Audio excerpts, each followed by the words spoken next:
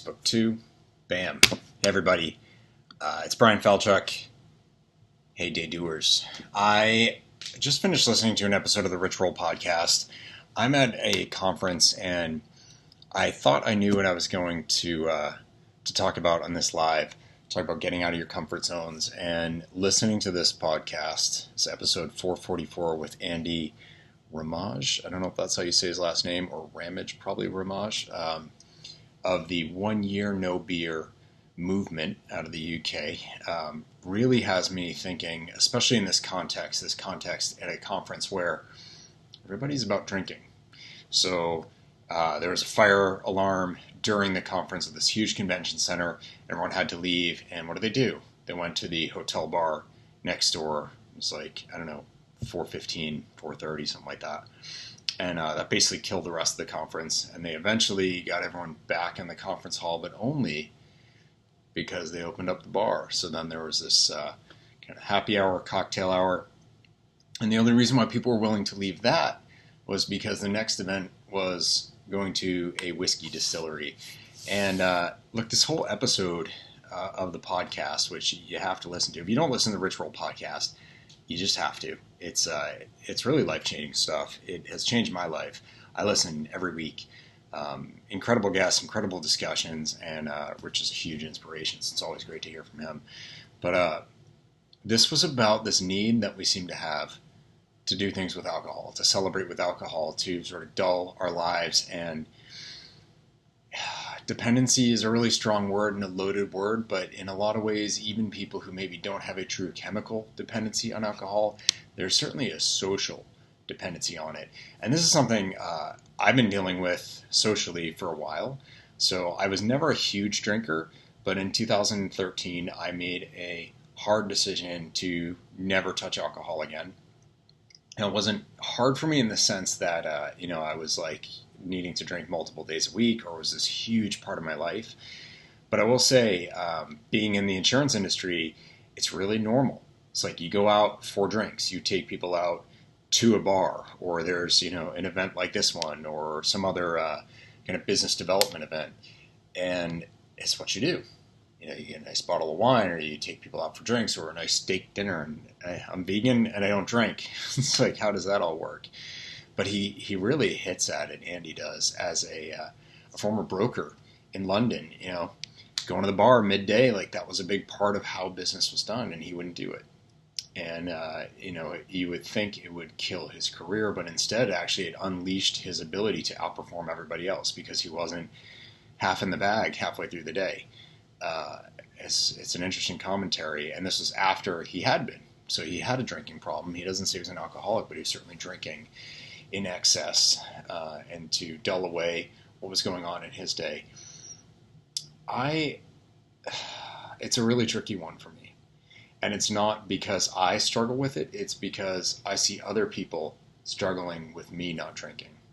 I see other people really needing to have that alcohol and being very uncomfortable when people around them don't. And I think that is where the message lies.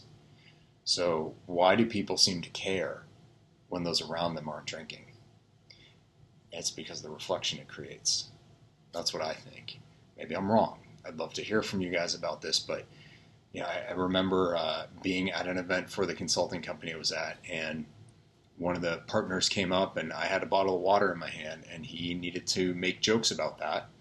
And he was sort of like, I'd never be at something like this without alcohol. That's ridiculous. Like, there's something wrong with me. Why do you care so much whether I'm drinking or not? Why does that affect your night? Was I commenting about it? Was I going off and judging you for drinking? Was I calling you an alcoholic or talking about a dependency or something else? No, I had nothing to say about your alcohol, but you had to focus on my lack of alcohol. Why? Why do we do that? Why do we need to do that? Where is the insecurity at? And that's what I want to challenge people on, is looking at what's going on with yourself and wondering, am I just sort of blindly picking up this drink? Is it just a habit? Like, I'm in this place, this is what people do, so I'm going to get a drink. Well, why are you doing that? Why are you putting that in your body? What's the point of having that drink? And maybe it seems harmless, but really think, like, do you feel like you're at your optimal level afterward? Are you dealing with other stuff? And so now you're putting one more thing on your body to process and to cope with. That's what ultimately helped me make the decision. Was it's not that I was drinking a ton, but I was already asking so much of my body. Anything additional that was not absolutely necessary was taking away from my ability to get to where I want to be. And so I made that call. I had a few drinks one night with a coworker when I was on the road. I was in London for business. Nothing excessive, maybe 3 or 4 drinks over the course of, 5 hours. Like, it was a long night. We had food. I wasn't sitting alone drinking or anything like that. I didn't have 20 beers or 10 beers or anything like that. But the next morning I did feel it. I felt the difference. And I wasn't hungover, but I just didn't feel totally right. And that's when I just said, okay, why am I doing this? It's enough. I'm going to be conscious about it. And usually people don't care. But every now and then somebody does. And I wonder why that is. And I go to an event like this where the whole focus is on alcohol. And it makes me wonder, what is it that you don't have in your life that's leading you to that escapist, sort of automaton, numbing approach? I'm not trying to sound judgmental of anybody. We all struggle with different things. What I'm trying to say is, it's a call to look within yourself and ask yourself, why do you need that? And if you arrive at an answer that you're happy with and you're comfortable with, that's fine. Because you don't owe me an answer or anybody else. Just like I didn't owe that partner at my old company an answer as to why I wasn't drinking. You owe yourself an answer. And you owe yourself the right to re-explore from time to time. So I'm going to leave it there. I realize this might be a bit controversial. Some people may not like the idea. They may not like being questioned. Again, I'm not questioning for me. I'm questioning for you. And you probably have some of those questions in your mind already. So look within. Ask yourself, why am I doing this? Think about your answer. Come back to it another time. Reflect on it again. What I'm asking you to do is just be conscious with those choices. If you want to drink, make that choice consciously. If you don't want to drink, good for you. Make that choice consciously. And then don't let anybody else's sense of insecurity or judgment about yourself or about themselves push you to think differently about your choice. You choose for you. Let them choose for them. They may say something, but that doesn't mean anything. Your life is your life. Your choices are your choices. So I know what I choose for me. I'm not judgmental of anybody else who chooses differently. But I do hope that you at least put that thought in. And if you've made that decision, you've made it consciously and on purpose. So with that, I will say goodnight. Day 3 of this Instagram live challenge that I'm doing. I hope this is valuable stuff.